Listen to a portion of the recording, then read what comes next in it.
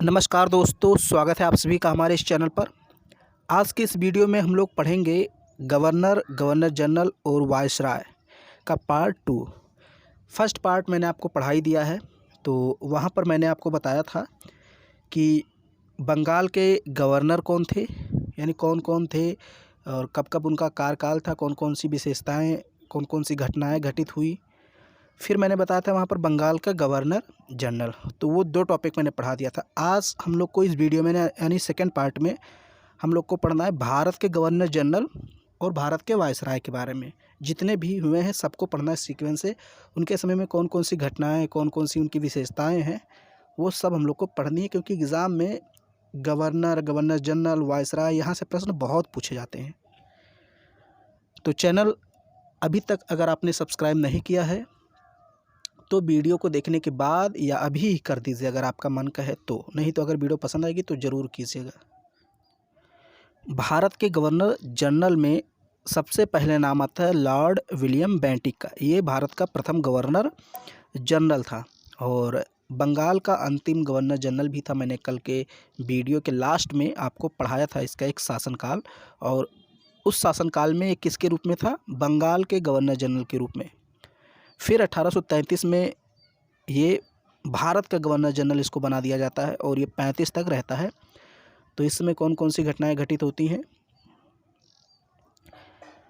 1833 का चार्टर अधिनियम आया और इसके द्वारा एक कानून आया। चार्टर अधिनियम मतलब एक कानून लाया गया अंग्रेजों के द्वारा 1833 में, और इसके द्वारा बंगाल के गवर्नर जनरल को भारत का गवर्नर जनरल बना दिया गया। इसी के तहत लॉर्ड विलियम बेंटिक को भारत का प्रथम गवर्नर जनरल बनाया गया। विधि आयोग का निर्माण किसने किया? तो लॉर्ड विलियम बेंटिक ने किया। 1834 में आगरा प्रेसिडेंसी का निर्माण भी इसी ने किया। उच्च शिक्षा का माध्यम अंग्रेजी भाषा को बनाया। कुप्रशासन के आधार पर मैसूर, कुर्ग और कछार रियासतों का विलय इसने किया था। बहुत ही इम्पोर्टेंट फैक्ट है। और मैंने बताया था ठगी प्रथा का अंत, सती प्रथा का अंत भी इसने करवाया था। सती प्रथा का अंत 1829 में, ठगी प्रथा का अंत 1830 में मैंने कल ही पढ़ा दिया था। तो आप लोग देख लीजिए उस वीडियो को, यानी जो इसका फर्स्ट पार्ट है उसको भी देख लीजिए, क्योंकि सारी चीज़ें मैं सीक्वेंस से पढ़ा रहा हूँ। तो इतने फैक्ट यहाँ पर हैं, ये सब याद रखिए। उच्च शिक्षा का माध्यम अंग्रेजी भाषा को किसने बनाया? बेंटिक ने। कुप्रशासन के आधार पर मैसूर, कुर्ग और कछार रियासतों का विलय किसने किया? बेंटिक ने। विधि आयोग की स्थापना किसने की? बेंटिक ने। इसके बाद बनता है भारत का गवर्नर जनरल लॉर्ड मेटकाफ, और 35 से 36 तक एक वर्ष का रहता है। कोई विशेष चीज़ें मतलब घटित नहीं होती, लेकिन एक चीज़ है जो बहुत ही इम्पोर्टेंट है कि इसने भारतीय प्रेस पर से प्रतिबंध हटा दिया, इसलिए इसको भारतीय प्रेस का मुक्तिदाता कहा जाता है।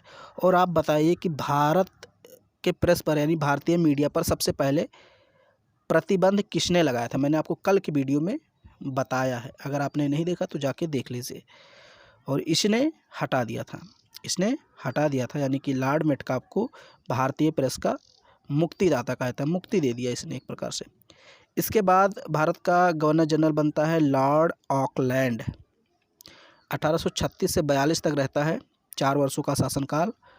और प्रथम आंग्ल अफगान युद्ध इसी के शासनकाल में हुआ, 39 से लेकर 42 तक। 1839 से 1842 तक प्रथम आंग्ल मतलब अंग्रेज, अफगान का मतलब अफगानी, इनके मध्य हुआ।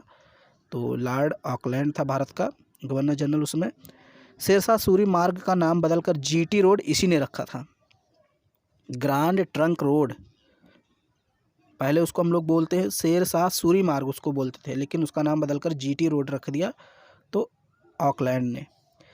1838 में ऑकलैंड रणजीत सिंह और अफगान शासक शाह शुजा के साथ त्रिपक्षीय संधि भी करता है। इसके बाद भारत का गवर्नर जनरल बनता है लॉर्ड एलन बरो। लॉर्ड एलन बरो 1842 से 44 2 वर्ष तक रहता है। एक महत्वपूर्ण घटना घटित होती है कि भारत में दास प्रथा का अंत कर देता है 1843 में। ये इसकी महत्वपूर्ण विशेषता थी, बाकी और कोई प्रश्न नहीं पूछा जाता है। तो यही प्रश्न पूछा जाएगा आपसे एग्जाम में कि भारत में दास प्रथा का अंत किस गवर्नर जनरल ने किया, या भारत का कौन सा गवर्नर जनरल था जिसने भारत में दास प्रथा का अंत कर दिया? तो लॉर्ड एलन बरो। इसके बाद बनता है लॉर्ड हार्डिंग। 1844 से 48 तक 4 वर्षों तक। प्रथम आंग्ल सिख युद्ध इसके शासनकाल में हुआ। लाहौर की संधि हुई 1846 में। तो प्रथम आंग्ल यानी अंग्रेजों और सिखों के मध्य जो युद्ध हुआ 1845 से 46 में, उसी के बाद लाहौर की संधि भी हुई 1846 में। तो दोनों घटनाएं हार्डिंग के समय घटित हुई।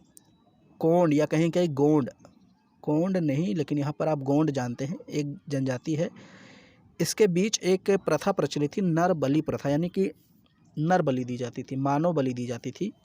तो उस पर इसने रोक लगाई। ये भी इम्पोर्टेंट चीज़ है कि भारत में प्रचलित नर बलि प्रथा पर रोक किस भारत के गवर्नर जनरल ने लगाई थी, तो वो था लॉर्ड हार्डिंग। अब यहाँ पर जो महत्वपूर्ण गवर्नर जनरल है भारत का वो है लॉर्ड डलहौजी, बहुत इम्पोर्टेंट। 1848 से 56 तक रहता है और इसके समय में काफ़ी कुछ घटनाएं होती हैं। इसके आगे जो भी आएगा वो भी इम्पोर्टेंट होगा। यहाँ पर आपके अब सारे इम्पोर्टेंट ही होंगे। इसका आप फोटो भी देख लीजिए। द्वितीय आंग्ल सिख युद्ध हुआ 1848 में डलहौजी के समय, और सिख पूरी तरीके से हार गए। पंजाब का कंपनी साम्राज्य में विलय कर लिया गया 1849 में। आप सभी लोग जानते हैं इसकी एक नीति थी हड़प नीति, तो उसी के तहत ये विलय कर लेता था। द्वितीय आंग्ल बर्मा युद्ध हुआ 1851-52 में, और लोअर बर्मा तथा पेगू का अधिग्रहण भी इसने कर लिया 1852 में। 1850 में सिक्किम का अंग्रेजी साम्राज्य में विलय कर लिया। ये सारी चीज़ें इम्पॉर्टेंट है, खासकर ये जो सिक्किम वाला है कि सिक्किम का अंग्रेजी साम्राज्य में विलय कब किया गया, 1850 में। किसने किया, तो लॉर्ड डलहौजी ने किया। चार्ल्स वुड की शिक्षा नीति आती है, आप सभी लोग जानते हैं, 1854 में। और हड़प नीति यानी व्यपगत का सिद्धांत लागू किया, और इसके तहत इसने सतारा को 1848 में हड़प लिया, जैतपुर और संबलपुर को 1849 में, बघाट को 1850, उदयपुर 1852, झांसी 1853, नागपुर 1854 और अवध को 1856 में इसने हड़प लिया, यानी अपने कंपनी साम्राज्य में मिला लिया। अवध का विलय आउटरम रिपोर्ट के आधार पर कुप्रशासन का आरोप लगाकर कर लिया। चूँकि अवध में इसके हड़प नीति के जो नियम थे वो लागू नहीं हो रहे थे, यानी हड़प नीति के तहत उसको अपने साम्राज्य में नहीं मिला सकता था, इसलिए उसने कुप्रशासन का आरोप लगा कि अवध में शासन प्रशासन अच्छे से नहीं चलाया जा रहा है, जनता परेशान है, ऐसा करके कुछ बहाना करके और हड़प लिया। 1855 में करौली का भी विलय किया, किंतु बोर्ड ऑफ कंट्रोल ने इसे मान्यता नहीं दी और इसे लौटाना पड़ा। मुंबई और ठाणे के बीच प्रथम रेल चली 1853 में, सभी लोग जानते हैं 34 किलोमीटर की दूरी पर चली थी, और मतलब इतने किलोमीटर ये चली थी 1853 में। तो उस समय भारत का गवर्नर जनरल कौन था, ये आपसे पूछा जा सकता है, कौन था, लॉर्ड डलहौजी। इसके समय में बहुत महत्वपूर्ण घटनाएं हुई, जैसे मैंने ये बताया जो ट्रेन चली पहली। 1854 में डाकघर अधिनियम आया, ये भी एग्जाम में पूछा गया है। तो 1854 में डाकघर अधिनियम पारित हुआ। विधवा पुनर्विवाह अधिनियम 1856 का मसौदा तैयार किया गया, ध्यान दीजिए, लागू नहीं किया गया है अभी, लागू किया जाएगा, आगे मैं बताऊंगा। प्रश्न आप गलत कर सकते हैं अगर ध्यान से नहीं पढ़ेंगे। अगर पूछे कि विधवा पुनर्विवाह अधिनियम 1856 का प्रस्ताव किसके शासनकाल में तैयार किया गया है, मसौदा कब तैयार किया गया, किसके शासनकाल में, तो वहाँ पर लॉर्ड डलहौजी। अगर लागू बोले तो मैं आगे बताऊंगा कैनिंग, अभी आगे पढ़ाऊंगा इसके बाद। फिर है भारत के बंदरगाह उप अंतर्राष्ट्रीय व्यापार के लिए खोल दिए गए, यानी कि इंटरनेशनल ट्रेड के लिए बंदरगाहों को खोल दिया गया। सिक्किम को भारत में मिला लिया गया, इसके शासनकाल में यही महत्वपूर्ण घटना हुई कि सिक्किम को मिला लिया गया, मैंने अभी बताया ही है पीछे। लॉर्ड डलहौजी द्वारा PWD की स्थापना की गई। लॉर्ड डलहौजी ने ग्रीष्मकालीन राजधानी शिमला को बनाया, वहाँ पर एक सैन्य मुख्यालय भी गठित किया। तो इसने भारत की ग्रीष्मकालीन राजधानी किसको बनाया था, शिमला, यानी जब गर्मी पड़ती थी भारत में तो शिमला भाग जाता था, वहाँ से शासनकाल संभालता था। डलहौजी को यह श्रेय दिया जाता है कि उसने सैन्य विभाग को सार्वजनिक विभाग से अलग करके एक नया विभाग बना दिया। इसके बाद भारत का गवर्नर जनरल बनता है लॉर्ड कैनिंग 1856 से 57 तक। 1 वर्ष तक। अब ये आप कह लीजिए भारत का अंतिम गवर्नर जनरल था और भारत का प्रथम वायसराय भी था, क्योंकि इसी के बाद जो गवर्नर जनरल का पद है वो समाप्त कर दिया जाता है और वायसराय का पद बना दिया जाता है। तो ये अंतिम गवर्नर जनरल था भारत का, बंगाल का नहीं, ध्यान दीजिए, बंगाल का नहीं, भारत का, और भारत का प्रथम वायसराय भी था। 1856 से लेकर 57 तक ये भारत के गवर्नर जनरल के रूप में काम करता है और इस समय 1857 में कलकत्ता, मद्रास और बम्बई में 3 नए विश्वविद्यालय की स्थापना की गई। भारत का अंतिम गवर्नर जनरल 1857 का विद्रोह इसके समय में हुआ था। बहुत इम्पोर्टेंट घटना, सभी लोग जानते हैं। 1857 का जो क्रांति कह लीजिए, विद्रोह कह लीजिए, कुछ भी कह लीजिए, या स्वतंत्रता संग्राम कह लीजिए, वो हुआ था। उस समय भारत का गवर्नर जनरल लॉर्ड कैनिंग था। अब हम लोग पढ़ेंगे भारत के वायसराय के बारे में, कौन कौन से वायसराय हुए। तो सबसे पहला वायसराय था लॉर्ड कैनिंग और ये अंतिम गवर्नर जनरल भी था भारत का, मैंने आपको बताया ही है। 1858 से लेकर 62 तक ये रहता है भारत का वायसराय। यहाँ पर आप देख लीजिए घटनाएं कौन कौन सी घटित हुई। 1858 में महारानी विक्टोरिया के घोषणा पत्र के द्वारा भारत में ब्रिटिश ईस्ट इंडिया कंपनी के शासन की समाप्ति, यानी अभी तक जो कंपनी शासन कर रही थी अब उसको हटा दिया गया, पूरा नियंत्रण अब महारानी के हाथों में आ गया, यानी कि जो ब्रिटेन की महारानी होती थी। बिहार, आगरा तथा मध्य प्रांत यानी जिसको हम लोग आज जिसको मध्य प्रदेश कहते हैं, तो उससे पहले मध्य प्रांत बोला जाता था। मध्य प्रांत में छत्तीसगढ़ भी शामिल था। बिहार, आगरा, मध्य प्रांत में 1859 में किराया अधिनियम लागू किया। भारत का अंतिम गवर्नर जनरल और भारत का प्रथम वायसराय था। विधवा पुनर्विवाह अधिनियम लागू हुआ 1856 में। इसके समय में मैंने अभी आपको बताया जस्ट 2-4 मिनट पहले कि विधवा पुनर्विवाह अधिनियम पारित कब हुआ था, यानी कि मसौदा उसका तैयार कब किया गया। तो तैयार किया गया था लॉर्ड डलहौजी के कार्यकाल में, और लागू किसके कार्यकाल में किया गया, कैनिंग के समय में। यूरोपीय सेना का स्वायत्त विद्रोह हुआ 1859 में। सितंबर 1859 में नील विद्रोह हुआ। नील एक जनजाति थी, सॉरी नील जनजाति नहीं थी, हाँ नील जनजाति भी थी, और वो तो एक बाद में और भी होता है, इससे संबंधित एक घटना है जो महात्मा गांधी के समय में होती है, वो तो बात की है। हाँ तो हाँ फिर आगे है नागरिक विधि संहिता 1859 कानून लाया गया। भारतीय दंड संहिता 1860 का कानून लाया गया। फौजदारी विधि संहिता 1861 का निर्माण किया गया। भारतीय परिषद अधिनियम 1861 भी पारित हुआ इसी के शासनकाल में। संपूर्ण देश में एक ही दंड संहिता लागू कर दी गई, मतलब संपूर्ण देश में एक ही कानून लागू कर दिया गया। पहले क्या होता था, बंगाल में अलग कानून है, चेन्नई में अलग है और मुंबई में अलग है, यानी कि हर एक प्रेसिडेंसी में कानून अलग अलग होते थे। अब एक ही कानून बना दिया गया सभी प्रेसिडेंसियों के लिए, जहाँ जहाँ अंग्रेज़ों का शासन है। भारत में पहली बार आयकर लगाया गया। ये इंपॉर्टेंट है कि भारत में पहली बार आयकर किसके समय में लगाया गया, कैनिंग के समय में। इसके समय में ही नमक कर लगाए जाने का सुझाव भी रखा गया था। कैनिंग के बाद भारत का वायसराय लॉर्ड एल्गिन प्रथम बना। ध्यान दीजिए, कैनिंग के बाद भारत का वायसराय कौन बना, लॉर्ड एल्गिन प्रथम। 1862 से 63 तक रहता है। वहाबी आंदोलन का दमन करता है और इसकी मृत्यु 1863 में धर्मशाला यानी शिमला में हुई। तो ये इम्पोर्टेंट है, 1863 में धर्मशाला में, यानी कि जो कि आज पंजाब में है, इसकी मृत्यु हो गई थी। इसके बाद भारत का वायसराय बना लॉर्ड जॉन लॉरेंस 1864 से 69 तक। इसे भारत का रक्षक और विजय का संचालक भी कहा जाता है। तो भारत का रक्षक किसे कहा जाता है, जॉन लॉरेंस को। इसी के समय भूटान युद्ध हुआ 1865 में बम्बई, कोलकाता, मद्रास में हाई कोर्ट की स्थापना हुई। इसी के समय में उड़ीसा में सन 1866 में, बुंदेलखंड एवं राजपूताना में 1869 में भीषण अकाल पड़ा। कैंपबेल के नेतृत्व में एक अकाल आयोग की स्थापना की गई। 1865 में भारत और यूरोप के बीच प्रथम समुद्री टेलीग्राफ की शुरुआत भी हुई। तो ये पॉइंट इसमें इम्पोर्टेंट है। 1865 में भारत और यूरोप के मध्य प्रथम समुद्री टेलीग्राफ की शुरुआत हुई। उसमें भारत का वायसराय कौन था? तो कौन था? देख लीजिए यहाँ पर, जॉन लॉरेंस।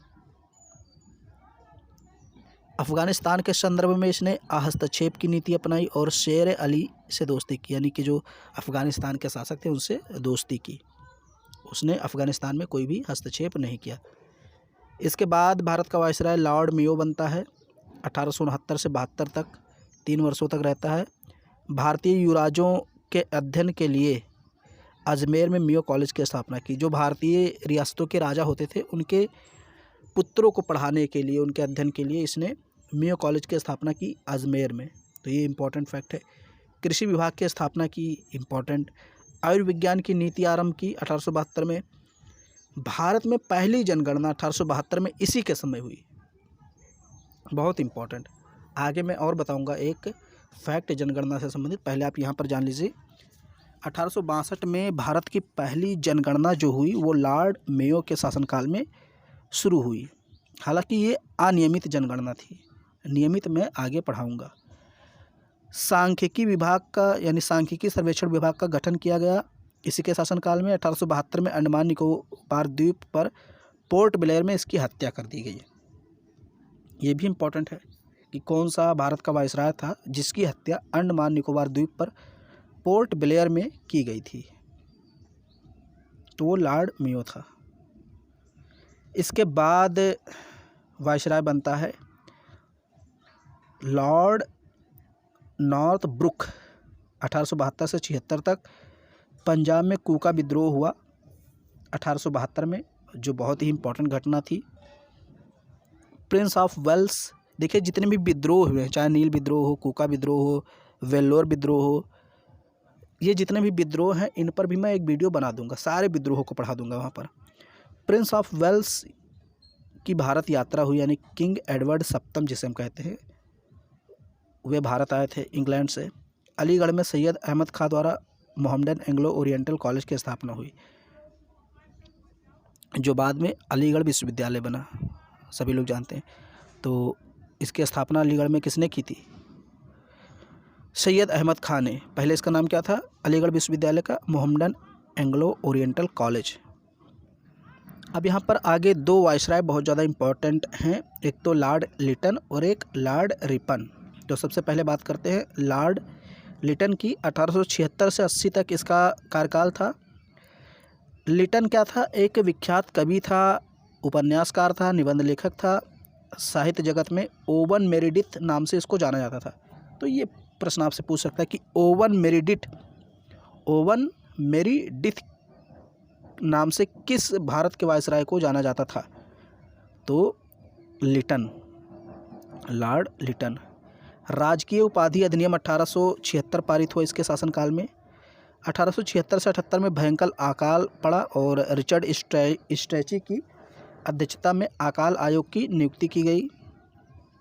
प्रथम दिल्ली दरबार का आयोजन किया गया 1 जनवरी 1877 में। महारानी की विक्टोरिया को कैसरे हिंद की उपाधि से विभूषित किया गया। 1878 में वर्नाकुलर प्रेस एक्ट पारित कर देसी भाषाओं के भारतीय समाचार पत्रों पर कठोर प्रतिबंध लगा दिया, यानी जो पत्रिकाएं देसी भाषाओं में छपती थी उस पर प्रतिबंध लगा दिया इसने। तो ये इम्पोर्टेंट है। 1878 में वर्नाकुलर प्रेस एक्ट किसके शासनकाल में पारित हुआ? लिटन के समय में। और सबसे पहले कब पारित हुआ था मैंने ये भी आपको बताया है। फिर है 1878 में ही भारतीय शस्त्र अधिनियम पारित करके शस्त्र के रखने एवं उसके व्यापार के लिए लाइसेंस लेना अनिवार्य कर दिया, कि अगर आप ये भारतीयों को कमज़ोर करने के लिए ये अधिनियम लाया गया था कि भारतीय शस्त्र नहीं रख सकते हैं, अगर वो हथियार रखते हैं, बंदूक रखते हैं तो उनको लाइसेंस लेना अनिवार्य होगा। द्वितीय आंग्ल अफगान युद्ध 1880 में हुआ और सिविल परीक्षा में प्रवेश की जो आयु थी 21 से घटाकर 19 वर्ष कर दी गई। तो ये भी इम्पोर्टेंट है, ये सारी चीज़ें इम्पॉर्टेंट है।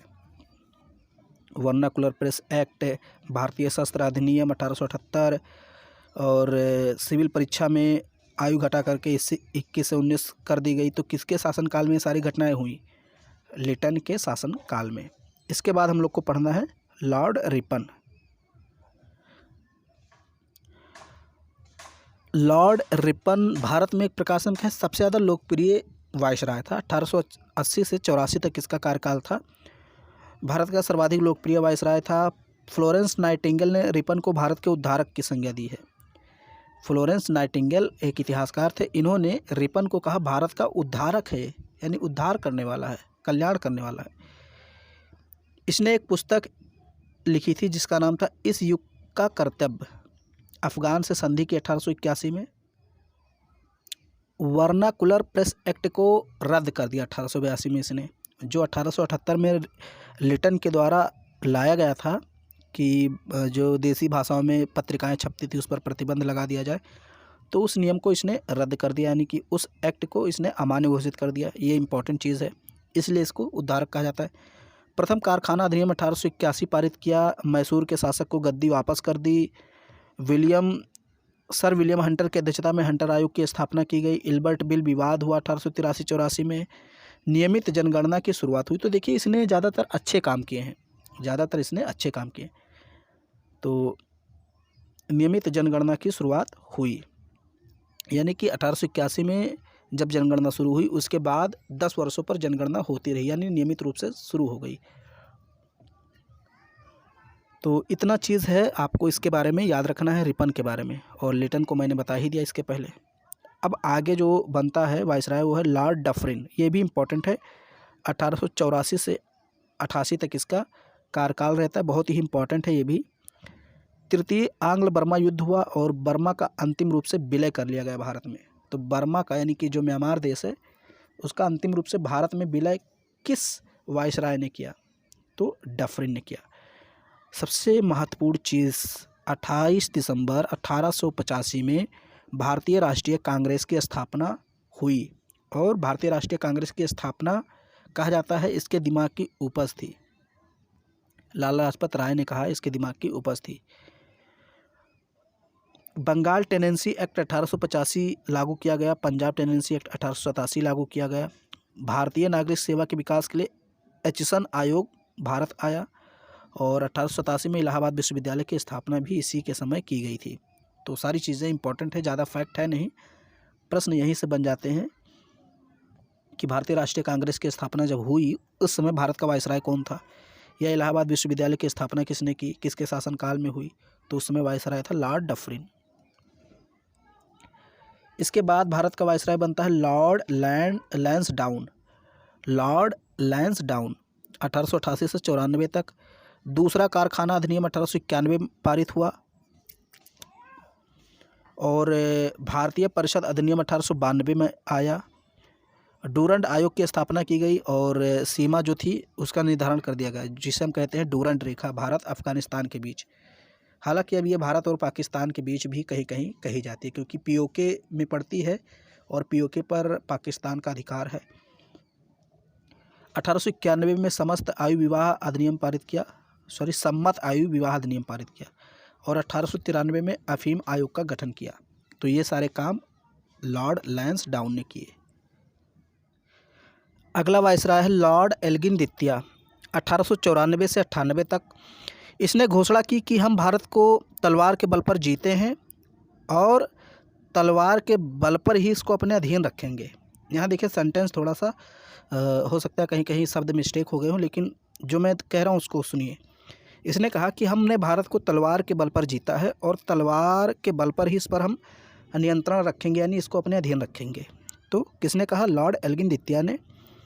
पूना में प्लेग का प्रकोप आया इसी के समय। 1898 में अकाल की जांच के लिए लॉयल आयोग का गठन किया गया। 1895 में भारतीय व्यय की जांच के लिए वेल्बी आयोग का गठन किया गया। वेल्बी आयोग इंपॉर्टेंट है, ये पूछा जा सकता है कि भारत में वेल्बी आयोग का गठन किसके शासनकाल में किया गया? भारत का वायसराय कौन था? लॉर्ड एल्गिन द्वितीय। 1897 में पूना में चाफेकर बंधुओं के द्वारा आयट्स और रैंड नामक अंग्रेज अधिकारियों की हत्या कर दी गई।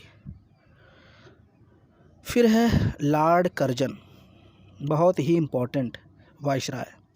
1899 से 1905 तक सबसे महत्वपूर्ण घटना आप सभी लोग जानते हैं, बंगाल का विभाजन। ये भारत का सबसे अलोकप्रिय वायसराय था, सबसे अलोकप्रिय। और मैंने आपको ये भी पढ़ा है कि भारत का सबसे लोकप्रिय कौन था, तो वो था रिपन। सबसे अलोकप्रिय करजन। गोपाल कृष्ण गोखले ने इसे आधुनिक भारत का औरंगजेब कहा है। बहुत ही इम्पोर्टेंट प्रश्न। गोपाल कृष्ण गोखले ने किसको, यानी किस भारतीय वायसराय को, किस भारत के वायसराय को कहा है औरंगजेब, भारत का औरंगजेब, आधुनिक भारत का औरंगजेब? तो वो था करजन। केंद्रीय गुप्तचर व्यवस्था की स्थापना की। 1899 में भारतीय टंकण हुआ। भारतीय टंकण पत्र मुद्रा अधिनियम, ये हुआ नहीं होना चाहिए। भारतीय टंकण पत्र मुद्रा अधिनियम के द्वारा पाउंड को भारत में मान्य घोषित कर दिया, यानी कि जो ब्रिटेन में मुद्रा चलती थी उसको पाउंड, उसको भारत में इसने मान्य कर दिया कि भारत में भी ये चलेगी। जैसे अपने यहाँ जो है भारत में हम कहते हैं रुपया, मुद्रा को क्या कहते हैं, रुपया। पाकिस्तान में रुपया, अमेरिका में डॉलर, ऑस्ट्रेलिया में डॉलर, ऐसे ब्रिटेन में पाउंड कहते हैं। तो इसने पाउंड को भारत में लागू कर दिया। और फिर क्या किया, 1900 में पंजाब भूमि अन्याक्रमण एक्ट पारित किया, जिससे किसानों की भूमि पर गैर कृषक कब्जा न कर पाए, यानी जो किसानों की भूमि है उनकी भूमि उन्हीं के पास रहे, कोई अन्य उस पर कब्जा न कर पाए, ऐसा इसने नियम बनाया। भारत में पहली बार जातिगत जनगणना इसी के शासनकाल में की गई, 1901 में। तो ये बढ़िया बात है। 1901 में करजन के समय में भारत में पहली जातिगत जनगणना हुई और ऑफिशियल सीक्रेट एक्ट 1904 में पारित हुआ। पुलिस प्रशासन के सुधार हेतु एंड्रू फ्रेजर की अध्यक्षता में पुलिस आयोग का गठन किया गया 1902 में। टॉमस रैले की अध्यक्षता में विश्वविद्यालय आयोग की स्थापना, ये इंपॉर्टेंट है। 1902 में विश्वविद्यालय आयोग की स्थापना की गई और विश्वविद्यालय सुधार अधिनियम 1904 भी पारित हुआ, ये भी इम्पॉर्टेंट है। आगे बात करें तो मॉनक्रीफ के अध्यक्षता में सिंचाई आयोग की नियुक्त किया गया, सिंचाई आयोग की स्थापना की गई। उद्योग व वाणिज्य विभाग की स्थापना हुई। प्राचीन स्मारक संरक्षण अधिनियम 1904 पारित हुआ, ये सब आप लोग पढ़ लीजिएगा। भारतीय पुरातत्व सर्वेक्षण विभाग की स्थापना भी हुई। तो ये सारे फैक्ट इम्पॉर्टेंट हैं। ये सब किसके समय में हुए थे, करजन। देखिए मुझे थोड़ा सा जुकाम है तो हो सकता है आवाज़ थोड़ी अजीब आ रही हो। सर एंटनी मैकडोनाल्ड की अध्यक्षता में एक अकाल आयोग का गठन किया गया। तिब्बत में यंग हस्बैंड मिशन की शुरुआत हुई और बंगाल विभाजन हुआ 1905 में, बहुत महत्वपूर्ण घटना करजन के समय। और भारत की शिक्षा व्यवस्था पर इसने चोट करते हुए कहा कि पूरब एक ऐसा विश्वविद्यालय जहां विद्यार्थी को कभी डिग्री नहीं मिलती। इसने कहा, करजन ने कहा, पूरब यानी कि ये जो भारत है इसी को बोला गया था, ईस्ट इंडिया। तो कहा गया कि पूरब एक ऐसा विश्वविद्यालय है, यानी भारत एक ऐसा विश्वविद्यालय है जहां विद्यार्थी को कभी डिग्री नहीं मिलती। कांग्रेस पर व्यंग करते हुए कहा कि कांग्रेस अब मरणशील है और मेरी इच्छा है कि मैं इसे शांतिपूर्ण मरते हुए देखूं, यानी मैं इसकी शांतिपूर्ण मृत्यु में सहयोग कर सकूं। ये कह रहा था कि कांग्रेस की स्थापना डफरिन ने की है तो वो मरणशील अवस्था में, यानी कि मर रही है, ख़त्म हो रही, तो मैं चाहता हूँ कि मैं इसे मरते हुए देखूँ। तो ये बात किसने कही थी, करजन ने कही थी। और ये सारी चीज़ें इम्पॉर्टेंट है, बहुत इम्पॉर्टेंट वायसराय है। स्मारक संरक्षण अधिनियम, पुरातत्व सर्वेक्षण विभाग, उद्योग वाणिज्य विभाग, ये सब इम्पॉर्टेंट है। अगला वायसराय है लॉर्ड मिंटो द्वितीय, 1905 से 1910 तक। मुस्लिम लीग की स्थापना 1906 में हुई। इसी के कार्यकाल में खुदीराम बोस को फांसी दी गई और बाल गंगाधर तिलक को राजद्रोह के आरोप में 6 वर्ष का कारावास हुआ 1908 में। भारतीय परिषद अधिनियम 1909 पारित किया गया, जिसको माल्य मिंटो सुधार अधिनियम भी कहते हैं, और इसमें सांप्रदायिक निर्वाचन प्रणाली की शुरुआत हुई। सूरत में कांग्रेस का विभाजन हुआ 1907 में। 1908 का समाचार पत्र अधिनियम पारित हुआ। वायसराय की कार्यकारिणी में पहला भारतीय सदस्य एसपी सिन्हा की नियुक्ति की गई। ये सब इम्पॉर्टेंट है। अगला वायसराय है लॉर्ड हार्डिंग द्वितीय, 1910 से 1916 तक रहता है। बंगाल विभाजन इसने रद्द कर दिया और भारत की राजधानी कलकत्ता से दिल्ली स्थानांतरित कर दी। तो बहुत ही इम्पोर्टेंट पहला ही फैक्ट है यहाँ पर कि बंगाल विभाजन रद्द किसने किया, हार्डिंग द्वितीय ने, और भारत की राजधानी कलकत्ता से दिल्ली स्थानांतरित की 1911 में। तृतीय दिल्ली दरबार का आयोजन भी किया गया 1911 में इसी के समय। 1913 में शिक्षा संकल्प प्रस्ताव लाया गया जिसके तहत सरकार ने भारत में अशिक्षा को समाप्त करने का दायित्व लिया। मदन मोहन मालवीय जी द्वारा अखिल भारतीय हिंदू महासभा की स्थापना 1915 में की गई, कहीं कहीं 1916 लिखा होता है। अखिल भारतीय हिंदू महासभा की स्थापना किसने की, मदन मोहन मालवीय जी ने। और 1916 में इन्होंने बनारस हिंदू विश्वविद्यालय की भी स्थापना की थी मदन मोहन मालवीय जी ने। तो ये सब किसके शासनकाल में हुआ, लॉर्ड हार्डिंग द्वितीय के समय। 1914 को प्रथम विश्व युद्ध भी प्रारंभ हो गया इसी के समय। अगला वायसराय है लॉर्ड चेम्सफोर्ड, ये वायसराय था भारत का अगला। 1916 से 21 तक 5 वर्षों तक रहता है। होम रूल लीग की स्थापना हुई 1916 में। आप सभी लोग जानते हैं एनी बेसेंट और बाल गंगाधर तिलक ने भारत में इसकी स्थापना की थी मिलकर। और कांग्रेस का लखनऊ अधिवेशन 1916 में हुआ जिसे लखनऊ समझौता भी कहते हैं, लखनऊ अधिवेशन भी कहते हैं। इसी अधिवेशन में नरम दल और गरम दल मिले थे आपस में। जो सूरत विभाजन हुआ था उसके बाद यानी 9 वर्षों बाद वापसी हुई थी। कांग्रेस व मुस्लिम लीग के मध्य लखनऊ समझौता हुआ देखिए 1916 में। साबरमती आश्रम की स्थापना 1917 में। चंपारण आंदोलन महात्मा गांधी जी ने प्रारंभ किया बिहार में 1917 में। और अहमदाबाद में सत्याग्रह आंदोलन किया 1918 में। खेड़ा सत्याग्रह आंदोलन 1918 में। रोलेट एक्ट 1919 आया किसके समय, लॉर्ड हार्डिंग द्वितीय के समय, चेम्सफोर्ड के समय, सॉरी यहाँ पर चेम्सफोर्ड है। तो रोलेट एक्ट आया। रोलेट एक्ट जिसे हम लोग काला कानून कहते हैं कि अगर पुलिस को यानी कि अंग्रेज अधिकारियों को या पुलिस को शक हो गया कि आप विद्रोह करने वाले हैं तो वो आपको गिरफ्तार कर लेगी, मतलब बताएगी भी नहीं आपको कि आपको क्यों गिरफ्तार कर रही है, कोई आपको मौका ही नहीं देगी। बिना अपील, बिना दलील, बिना वकील का कानून इसे कहा गया था, रोलेट एक्ट 1919 को। जलियांवाला बाग हत्याकांड हुआ 1919 में। भारत शासन अधिनियम 1919 पारित हुआ। और प्रांतों में द्वैध शासन की शुरुआत हुई इसी अधिनियम के तहत। ये जो 1919 का अधिनियम है इसी के तहत प्रांतों में द्वैध शासन की शुरुआत हुई थी। असहयोग एवं खिलाफत आंदोलन प्रारंभ हुआ। खिलाफत आंदोलन आप सभी लोग जानते हैं और अली बंधुओं ने स्टार्ट किया था। और ये जो असहयोग आंदोलन है महात्मा गांधी जी ने। फिर है पूना में DK कर्वे द्वारा महिला विश्वविद्यालय की स्थापना 1916 में। सैडलर कमीशन की नियुक्ति 1917 में जिसमें 2 भारतीय भी थे, सर आशुतोष मुखर्जी और जियाउद्दीन अहमद।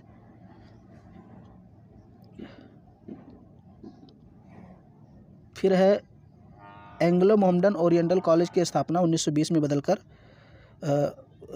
ये जो इसका नाम है 1920 में बदलकर अलीगढ़ मुस्लिम विश्वविद्यालय कर दिया गया। तो मैंने बताया था सर सैयद अहमद खान ने इस कॉलेज की स्थापना की थी, मोहम्मडन ओरिएंटल कॉलेज की।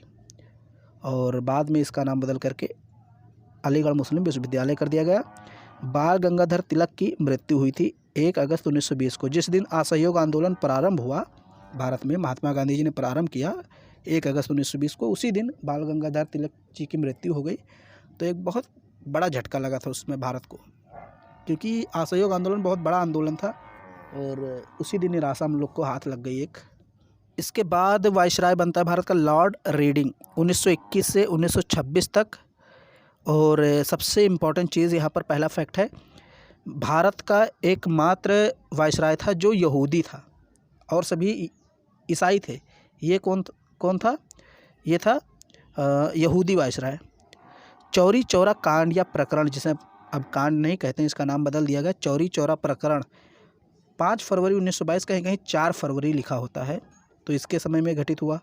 केरल का मोपला विद्रोह, ये मोपला मुसलमान थे, वहाँ पर मुस्लिम के द्वारा विद्रोह हुआ केरल में 1921 में, इसी के समय, रीडिंग के समय। 1919 का रोलेट एक्ट की वापसी हुई। जो रोलेट एक्ट आया था चेम्सफोर्ड के समय, उसकी वापसी कब हुई? रीडिंग के समय। स्वामी श्रद्धानंद की हत्या 1926 में, CR दास तथा मोतीलाल नेहरू द्वारा स्वराज पार्टी की स्थापना 1923 में, अकाली आंदोलन तथा गुरुद्वारा एक्ट भी लाया गया। अकाली आंदोलन हुआ और गुरुद्वारा एक्ट पारित किया गया अंग्रेजों द्वारा। एकवर्थ समिति का गठन किया गया तथा इसकी अनुशंसा पर रेल बजट को आम बजट से अलग कर दिया गया। यानी कि पहले क्या होता था कि जो आम बजट था उसी में रेल बजट को शामिल कर दिया गया था, एक ही में दोनों बजट पारित होते थे, लेकिन अब आम बजट अलग और रेल बजट को अलग कर दिया गया। तो किसके शासनकाल में? रीडिंग के शासनकाल में। पहला रेल बजट 1924-25 में प्रस्तुत किया गया जो कि अलग था। और ली आयोग की स्थापना की गई 1924 में। काकोरी कांड यानी काकोरी ट्रेन डकैती 1925 में घटित हुई। 9 अगस्त शायद था, 9 अगस्त था 1925 में। और ये जो घटना घटित हुई किसके समय में? रीडिंग के समय में। तो ये इम्पोर्टेंट वायसराय है। अगला वायसराय है लॉर्ड इरविन, 1926 से 31 तक। कुछ महत्वपूर्ण घटनाएं हैं, देख लेते हैं। साइमन कमीशन का भारत आगमन हुआ 1928 में। देसी रियासतों के संबंध में हार्टोग बटलर समिति की स्थापना हुई 1927 में। और फिर क्या हुआ? लाहौर के सहायक पुलिस अधीक्षक थे सैंडर्स की हत्या कर दी गई। दिल्ली विधानसभा के कक्ष में बम फेंका गया 1929 में। लाहौर अधिवेशन में पूर्ण स्वराज का प्रस्ताव रखा गया 1929 में।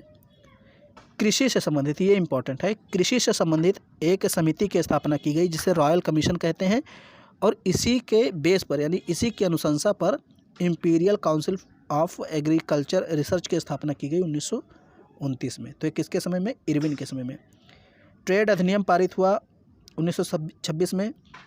और 1930 में शारदा अधिनियम लागू हुआ। शारदा अधिनियम कई बार पूछा गया कि ये किससे संबंधित है, तो ये विवाह की आयु से संबंधित था। मतलब इसमें क्या किया गया? लड़कों के लिए 18 वर्ष और लड़कियों के लिए 14 वर्ष कर दिया गया। सविनय अवज्ञा आंदोलन आरंभ किया गया और दांडी यात्रा प्रारंभ हुई 1930 में। प्रथम गोलमेज सम्मेलन आयोजन हुआ और कांग्रेस द्वारा उसका बहिष्कार किया गया 1930 में। कांग्रेस शामिल नहीं हुई इसमें। गांधी इरविन समझौता 1931 में हुआ और सविनय अवज्ञा आंदोलन को वापस ले लिया गांधी जी ने, यानी स्थगित कर दिया गया। और कांग्रेस द्वारा द्वितीय गोलमेज सम्मेलन में भाग भी लिया गया। ये सारी चीज़ें हुई इरविन के समय में। इरविन और गांधी जी की दोस्ती थी तो इसलिए इन दोनों में समझौता हुआ और गांधी जी ने अपना आंदोलन वापस ले लिया। लॉर्ड वेलिंगटन इसके बाद बनता है भारत का वायसराय 1931 से 36 तक। द्वितीय गोलमेज सम्मेलन का आयोजन हुआ 1931 में, जिसमें कांग्रेस ने गांधी जी को अपना प्रतिनिधि बनाकर भेजा। 1932 में भारतीय सेना अकादमी की स्थापना हुई देहरादून में। भारतीय सेना अकादमी यानी एकेडमी की स्थापना हुई 1932 में। तत्कालीन ब्रिटिश प्रधानमंत्री रहे, उसमें प्रधानमंत्री कौन रहे थे? Ramsay MacDonald. इनके सांप्रदायिक पंचायत की घोषणा की गई। अब क्या है सांप्रदायिक पंचायत, ये मुझे थोड़ा सा नहीं समझ में आ रहा है। पूना पैक्ट 1932 लागू किया गया।